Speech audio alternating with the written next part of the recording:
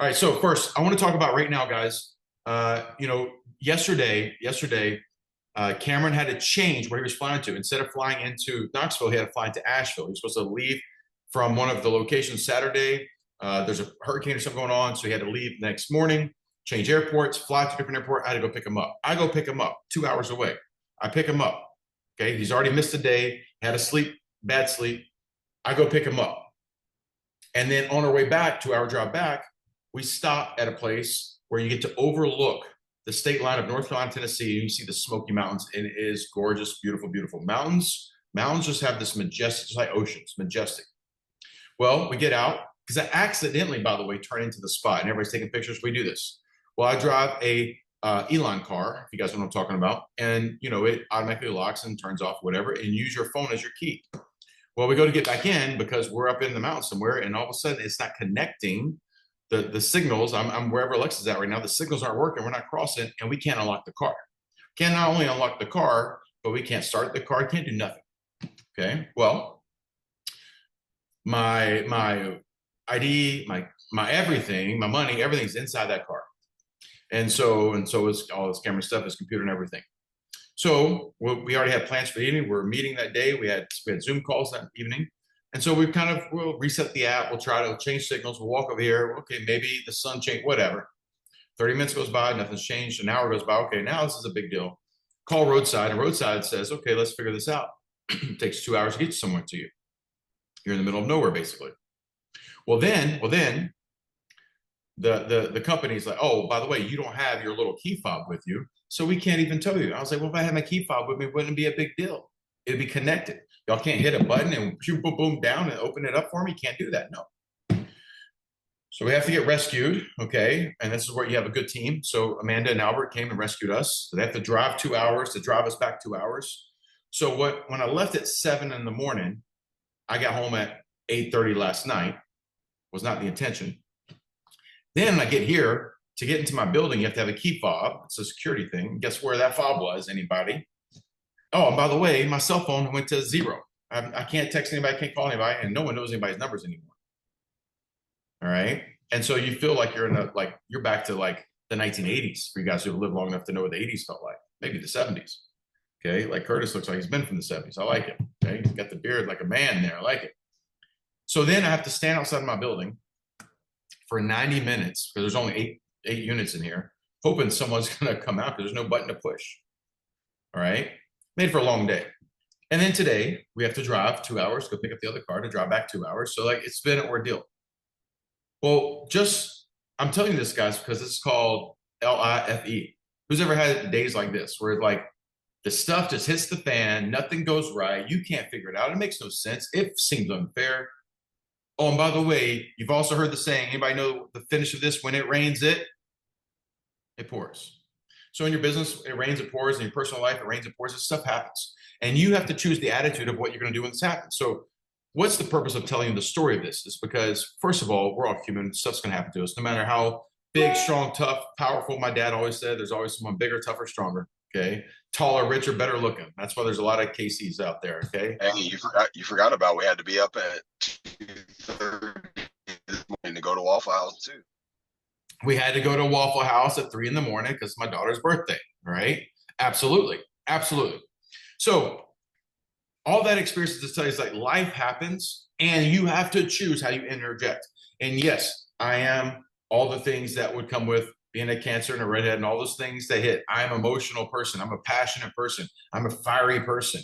Oh, and I'm a fighter and a lover. Like, yes, I could be emotional and I could be pissed off and I could be angry at whoever. The universe, God, myself, friends, whatever. I choose how I enter into the conversation. So what happens is you have moments like that. You pick up the phone and guess what you do to that person on the phone? They've done nothing wrong to you, but you're in a state of being and you're firing at that person. And I'm guilty of this multiple times in my life. So now let's apply this to your business. How many times you've had a customer, they have been wrong. Or maybe you were wrong. Maybe you screwed up. You screwed up. You charged them the wrong price. You put them on the wrong product. You promised them you were going to do something. You promised them, hey, I'm going to schedule that product lesson. Hey, I'm going to schedule that belt testing. Hey, I'm going to order this. I'm going to fix your certificate. I'm going to do these things over here. And you didn't do it because you're just a human being and you forgot and you didn't put a system in place to protect you from yourself. You didn't put a system in place where you knew like, oh no, I am not going to forget because I've done this. And you screwed up. And then you screwed up. They came and told you screwed up. And then you tried to tell them where they're wrong. You've tried to say, well, actually, no, the schedule's really not like that. No, actually, you didn't do this. And then you just created someone to have animosity. They went from being a fan, they were fanatical about you as a person and your business and everything you did for their kid. And all of a sudden they went from that, bam, they're over here. Now they're project focused on, well, you know what? I'm going to point out to you, Mr. Karate Instructor, about you teach about perseverance and discipline. You teach about this, and they point the finger. Well, you created the opportunity for them to do that. So when you mess up, you will mess up in business. By the way, you should mess up. You should. Because when you mess up, that means you're pushing the envelope, but trying to be a better operator, a better person, more energy. If you have a perfect relationship on Instagram and Facebook, guess what? I know it's not perfect. Like people who have mess ups, they're real. The difference between messing up and being a mess, two different things. Like you don't want to be a mess. I told you the other day, you don't want to be an old man without a plan. You don't want to be a mess. And if your life is a mess, it's okay if you turn it into the message, right? Like you have to learn to grow. By the way, when do you learn the most? When you go after something and you get hit, right? You find out, okay, that didn't work. That hurt. That sucked. Pain motivates you. Oh, I don't want to. Oh, the stove hurts. I don't want to do that.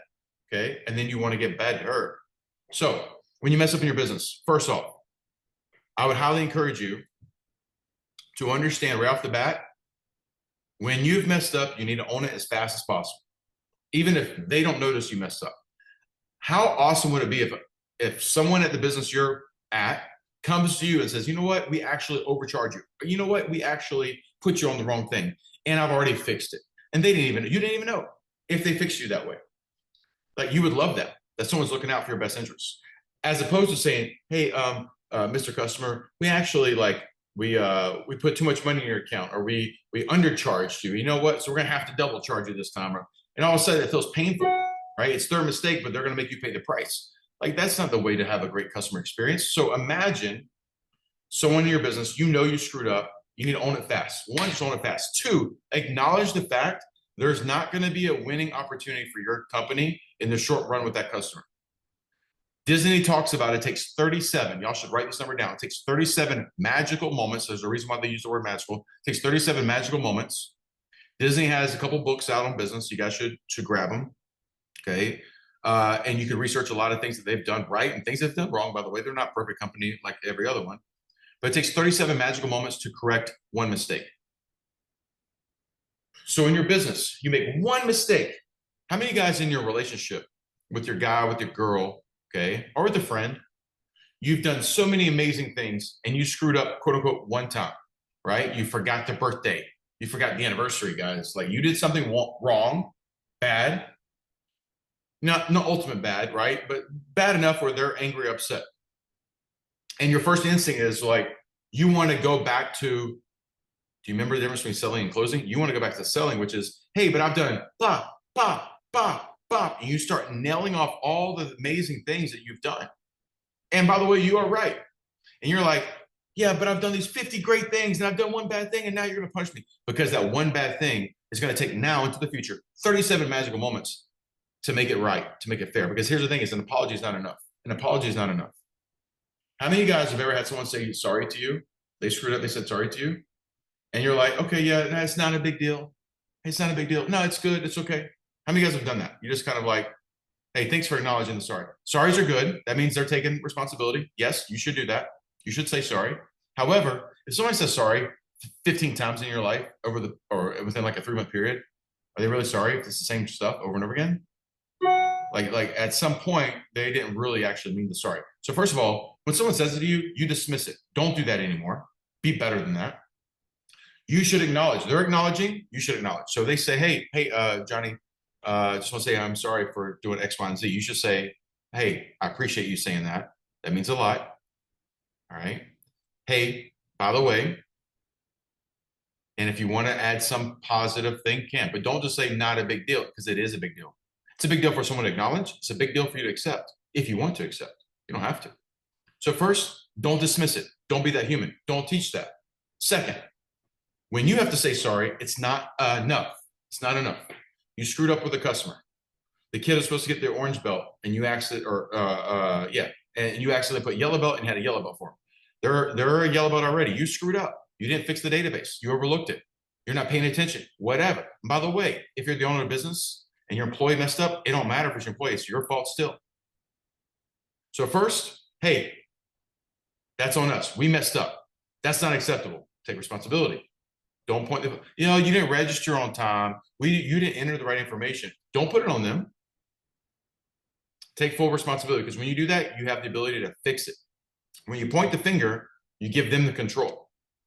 So even if they screwed up, they didn't register on time, they didn't put the right information in, they didn't put the right belt size in, whatever it is, hey, that's not acceptable. That's on us. We'll fix that. I apologize. That's on our company. That's on me. I'm the leader. And then in your mind, the clock starts. You got to do 37 magical things to get that person back to equality, to equal, back to equal. So what would be considered a magical moment? And I'm going to ask you guys in a minute, when have you had a great experience when someone's messed up with you and they fixed it, or the opposite? Basement experience. It was so bad when they messed up, you're never going to do business with those people again. Okay. And whether you want to type it in there, a good or bad one, or you want to unmute yourself in a minute. So I want you guys to have a policy, if you don't have one, about what happens when you screw up in your business. How are you going to create 37 magical moments? What would some of those be? I'll give you some examples in the martial arts business that would be magical moments. All right. Let's pretend that, and the same thing for belt graduation. The kid's testing for orange belt. We ordered the yellow belt. We did a yellow belt certificate. We didn't update the database, whatever it is. We got the wrong belt, wrong size, whatever in that situation. Okay. So with that scenario, it's graduation day. The kids spent 3 months. That feels like an eternity for most kids. They show up to go to get their belt. You've got 150 kids about to go to graduation. You have no time. How would I fix this? First, I acknowledge it. Hey, Mr. Smith, listen, and just be real.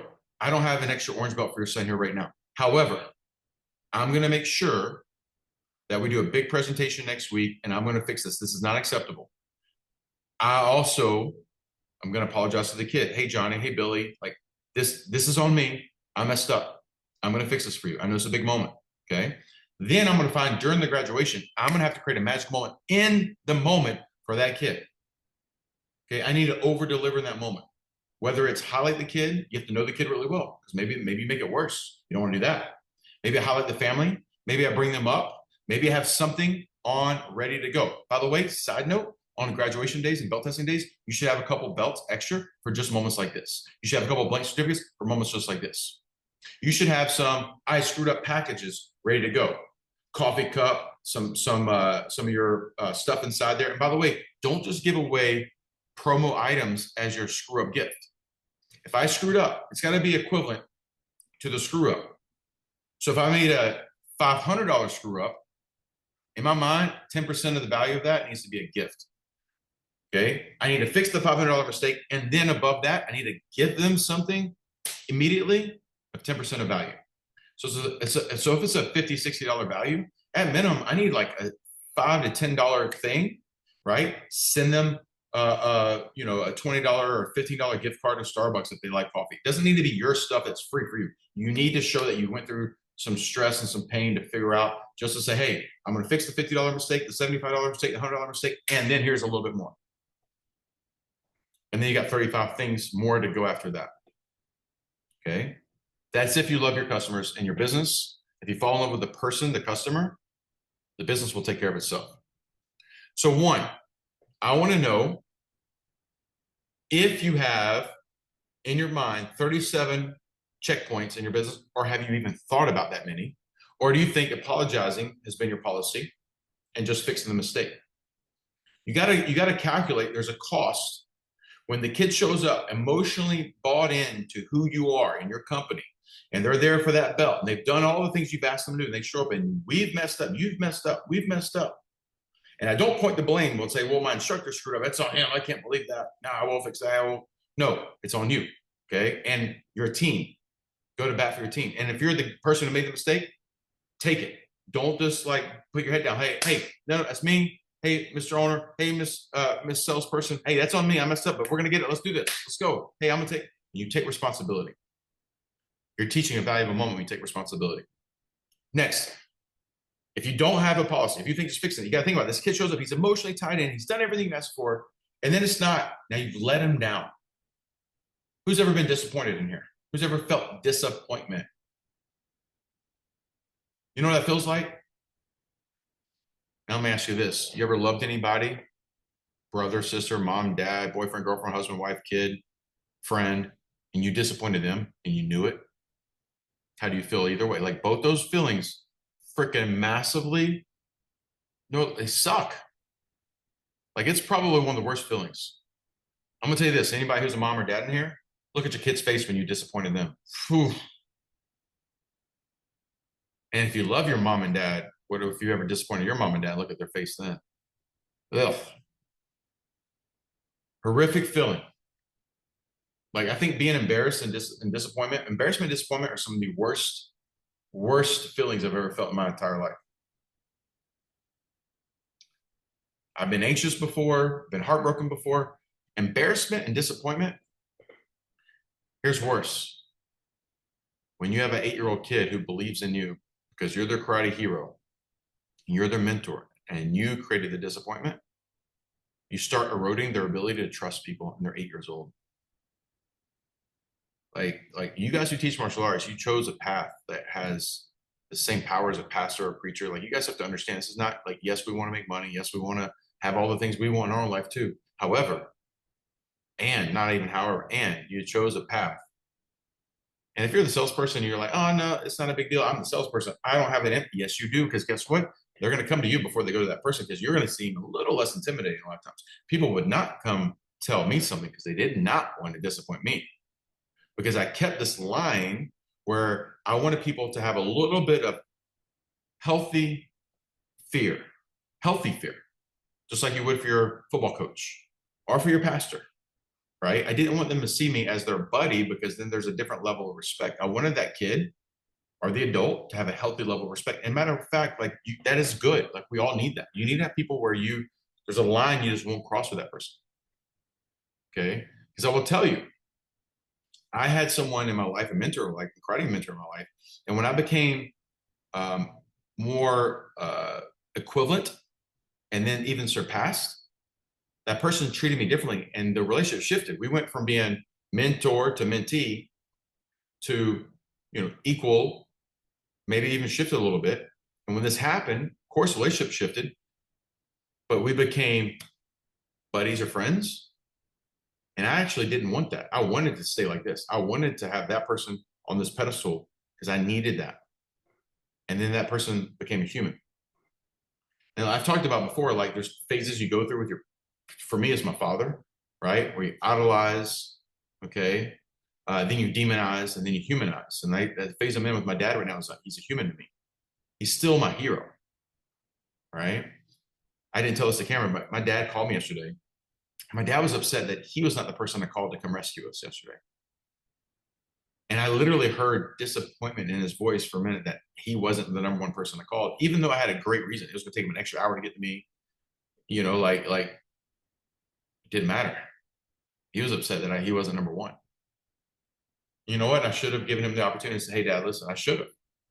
Okay. So when you screw up in your business, what is your policy? Do you have one? If you don't, man, I highly encourage you guys to have a process of how you make it right. Because making it right isn't about just saying sorry, because that's not enough. And it's not just about fixing the problem, because that's not enough.